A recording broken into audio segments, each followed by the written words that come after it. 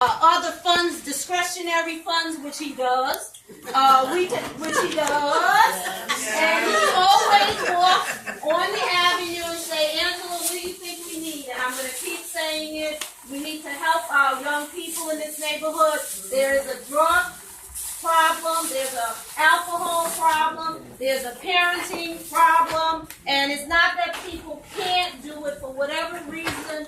People are beaten down, and we need to be real and get the resources. So I plan to come to Richie Torres, because every time he asks me, I open my big mouth and say, because that's how we're going to build Allerton back again. So there are pantries, and there are things here. And please feel free, you see me, ask me, because whatever I know, I'm sharing it. Thank you, Angela. Okay, I agree with Angela 100% because I've also done research on the internet to give other people information as to where to go. So anyone can just Google if you have access to the internet, or you can go to the library and you can Google where to get free food, and I guarantee you're going to get a big list. Who in this room knows of a place right now? Raise your hand. Raise your hand high. If you know of a place that you've gotten food before, raise your hand. Can you forward those locations to Ralph? And maybe we could also start creating a list. Or email it. I can't email. Or give him a note or something. Text him. I'm not computer literate. My number is on the bottom of the agenda. If you don't have text, you can leave me a voicemail. Right before we have our Parks Commissioner speak, I would like to bring up something very important that we have discussed many times before. It's the preferential rent issue, and unfortunately, we have another tenant, another resident of our community, another person who has a home in our community, because an apartment is a home. It's not just an apartment which you rent and you pay rent for. It's your home. So this person lives on Waring Avenue, and I would like her to speak about it because I would like to keep pushing the issue and just to let everyone know how important these Senate elections are. And if you can volunteer on November 5th and 6th to get these pro-tenant Senate candidates elected, to do so. So Andre, you can come up. Good evening, everyone. How are you? Hi. I was one of those people who weren't very sure or wasn't very knowledgeable about the preferential rent rider that a lot of these landlords have people sign. But my lease is up this year, and January 1st starts my next lease. I got my lease renewal in the mail a couple of weeks ago, and my landlord is raising my rent by $250 a month, extra a month. I last year lost my job. I used to work in human services, and I lost my job. I was making a certain amount. This year, I found a new job. God, thank you, Jesus. But I found a new job, but I'm making literally half of what I was making at my old job. I reached out to my landlord. My landlord, just to let you know who they are, is Beach Lane Management. I reached out to them, and they refused to talk to me over the phone. All inquiries, they said, had to be done via email, so I sent them an email. I've been living in the neighborhood. I'm fairly new, for maybe about 4 years now. And when I reached out to them, they basically responded. I've never given them any problem. I have a pet who doesn't bark, who doesn't give any issues or anything like that. I'm very quiet, never had any complaints about me or anything like that. I mentioned that in my email to them, and their response to me was, you signed the rider, therefore read the lease. I reached out to Bronx Park East, spoke to Raphael, and he suggested that I get in touch with our assemblyman, which I did, just to kind of be a little bit proactive. I did, and I actually reached out to another assembly person who actually got back to me. Our assemblyman in our district did not get back to me. Senator, no, Mark. Yes, that's our senator, assemblyman. Yes, I reached out to him. No, they did not. I reached out to Joyner, also in the 77th district. Yes, she got back to me. And she actually got back to me within a matter of a couple of days, and actually forwarded my case to our district assemblyman, who still has not gotten back to me. I also reached out to Housing Court, and when I spoke to Housing to try to see if there's something that I can do, their words to me was, as long as you sign that rider, and as long as the market value of, no matter what they charge, let me say it right, as long as you sign the rider and they can charge you whatever they want to charge you, as long as it's not over the market value of the apartment. So my market value of my apartment is $1,750, which is not worth that at all. I'm sorry, 1 bedroom. I don't even have a full kitchen. I have kind of like a kitchenette type of, it looks like it was a studio that was made into a 1 bedroom. For the first year, just to give you an understanding of the apartment, I know you have to continue. For the first year of me living in the apartment, I had a rodent problem where within like the first 8 months, I caught close to 20 mice that I had brought to their attention, where they sent exterminator, who really didn't do anything, told me I needed to do the work to close up the holes. We had a very high drug issue in our building, where we had a lot of homeless people living in our building, drug activity. It has gotten better. We had, Raphael did a apartment, BPECA did a kind of a community thing for our building, tenant meeting, thank you, for our building. And, I informed for 9th Precinct that it was pretty much a free-for-all in our building, that our buzzer system or whatever, everyone knew that you press one button and everybody was able to come in. So we had a lot of homeless people living in our buildings. We had a big drug problem living in our buildings, and now it has gotten better since that tenant meeting. So I do thank you guys for that, because it helped out a lot. But my whole purpose of coming here is to let you guys know that this issue is a big issue. When I was making the money, it might not have hurt so bad, but now that I'm not making money, which a lot of us aren't, it will affect you. And as long as they're not reaching or charging you above the market value of your apartment, they can pretty much charge you anything.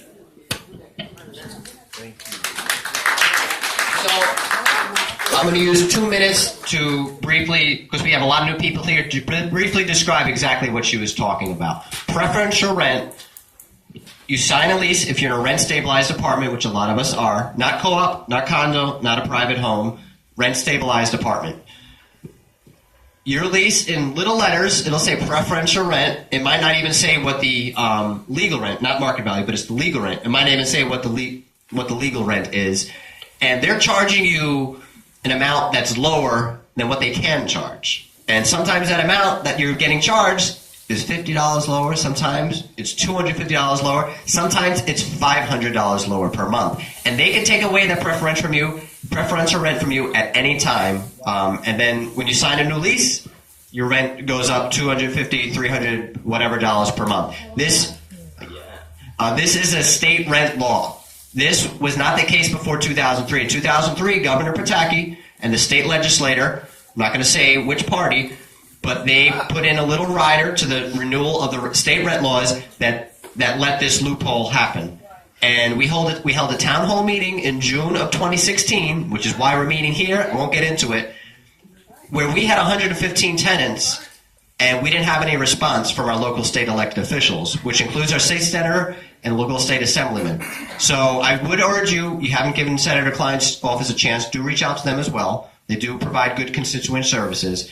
But this is why I announced on your meeting agenda, Saturday and Sunday, November 5th and 6th, get out the vote for pro-tenant New York Senate candidates. I'm not saying what party, I'm not saying any ideological bend, but these are candidates who will fight to overturn this law to protect tenants, to make sure people don't lose not their apartment but their home, because it's their home. So please, if you're able to volunteer, there will be cars.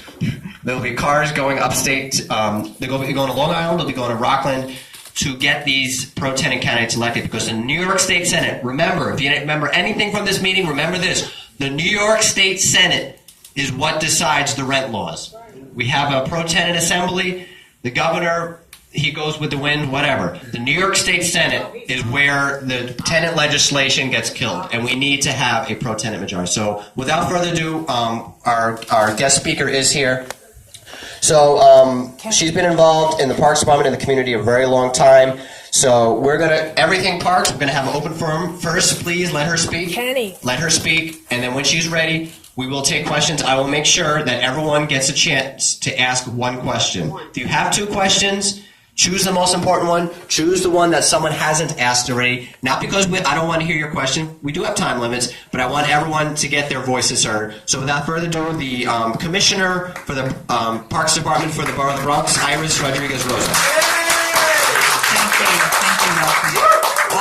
Good evening, everyone. Good evening. It's wonderful to see such a large amount of people here in the community organization. I was a community organizer, so I started as a community organizer. So to see so many people come and want to be able to talk about the community, it's refreshing. So first of all, congratulations to you, each and every one of you, for being here this evening. So I've been a Parks Commissioner now for about 16 months. I started here back in June of 2015. So trying to make sure that the first year and a half or so I get totally acclimated.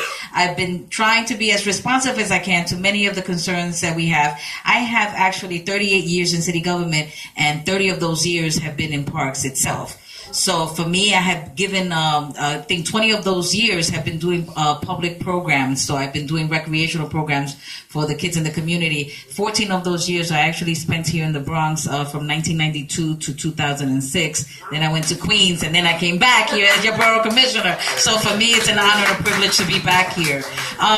The things that I oversee, I don't know if you've ever had a commissioner, parks commissioner, come before your group, but so this is the first, okay? So great, and it won't be the last, okay? And it won't be the last, absolutely not. So there are many issues, and one of the things that I have to say is that I always make sure that I hear about many of the things that are seen out there. And it's important because you know what? I cannot be it all, see it all, or do it all. And I think my colleagues in the Parks Department also, we cannot see it all, be it all, do it all, but you live it all. Okay? So that's why it's important for us to hear from you what your concerns and your interests are in the community so that we can take it back and do whatever we can to try to make it right and set it right.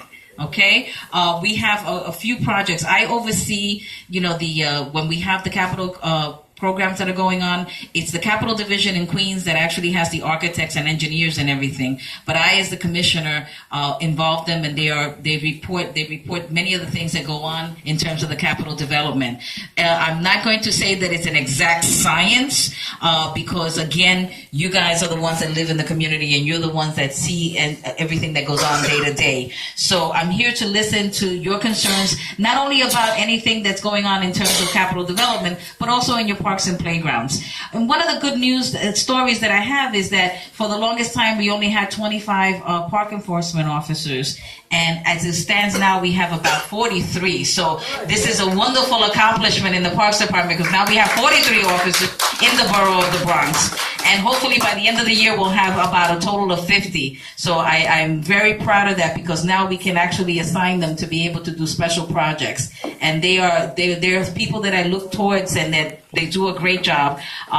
One of the things I think that Rafael mentioned was something about things that were going on in the parks and wearing. So we have so many parks in the borough of the Bronx, we cannot do it all and be it all, but we try to focus. Whenever there's an issue that comes up, we try to be able to focus on that particular location to be able to do something about it. And I know that there was a concern regarding wearing, I believe, Rafael. So wearing part. We had park enforcement actually out there. They had not noticed anything, but guess what? I did ask them to try to go undercover, because sometimes if people see the patrol car and they see, it's good for them to see that because it deters it, but also you want to see what kind of elements or what kind of things are occurring. So I've also asked them to also see if they can do some undercover so they can see what's actually going on. But I asked them to do both, to be visible, to be visible, and also to see if they can do some undercover things that can occur as well. One of the other things that was of concern, we also have the Bronx Park East project, that's a greenway that's going on. That particular project is still expected to be finished by spring of next year. Now, I will say this. One of the things that happened with that project was that, unbeknownst to us, we started the project and then DOT told us you can't work during the day. So it's sort of like now we have to bring back the contractor to do what they call a change order, because a change order means that now we have given you a contract to do such work at such time, and now we're telling you to change it. So in changing it, it has to go back for approvals, so then they can come back and be able to do the job at night. So it is not something we were on the ready, we were rolling and things like that, and now we were told, no, we have to do the work, we have to turn back and do the work at night. Usually DOT is used to that because they do work at night because of the roadways. We in parks are used to just going and doing the work and doing the park and the playground. The other project is the Pelham Parkway malls.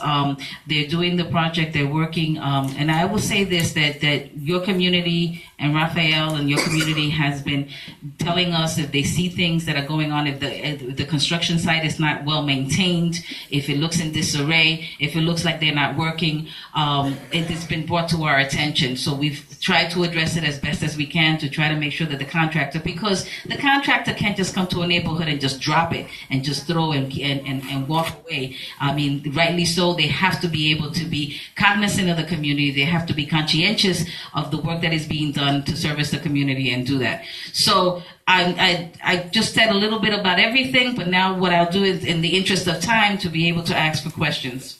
Before we go into open forum, I would like to bring up a couple of people, and there are people that we don't usually have at this meetings, and it's really great that they're actually here. Those are the teenagers. Those are the young people that everyone always talks about. Oh, the young people these days, the teenagers these days. I'm kind of one of those. I mean, not at that same age, but like similar. I could go for like 24, right? Anyway, but I'd like to bring him up along with his friend Manny Gago. He was here last meeting. He spoke about at the basketball courts and Waring Playground. So Manny. Manny, just so you know, we're doing a raffle for a size 11.5 Adidas. If you want to, get a raffle ticket. I'm just saying. Not that big. All right. Or whatever. Come on, you guys coming on? Come on. Bye, guys. Again, my name is Emmanuel Gago, and I've lived around this community, Waring Park, Pelham Parkway. I'm 25, so basically my whole life, 25 years. I honestly go to Waring Park, like I could say every day or every other day. My whole life is there. I have yet to see any progress, be made in that park, as far as having things being rebuilt or just anything in general. Things have deteriorated over time. Nothing lasts over time. But, again, I just would like to see something being done towards the park. I know money has been allocated towards it, and, I spoke about this last time. I do go to other parks around the city, and even around our community. I know the other Bronx Park East, has been, renovated, and it's still being done as far as new equipment and just everything in general, but I just don't want to see the park that I grew up in just become a place of, just one bar standing there, and if I have children growing up, I want them to experience the park that when I was first there,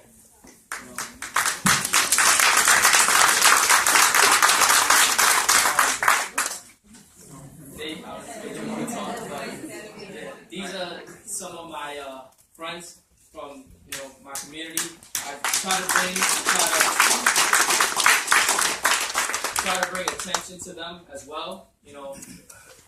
I started a basketball tournament in my park, so people can see that people do actually come to this park and people do play in this park. And just to keep some of my, younger friends out of trouble, come play basketball in a tournament instead of, figuring out what to do during the day. You can just be out here playing basketball. Even the kids that play in the playground, stand and watch, because someday they're gonna want to be in our shoes playing, and it's just an example I want to set for them.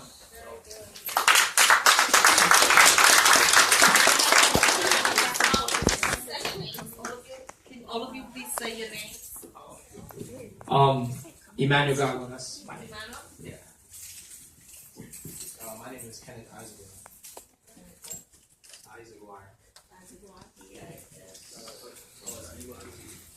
My name is Sebastian Carlo.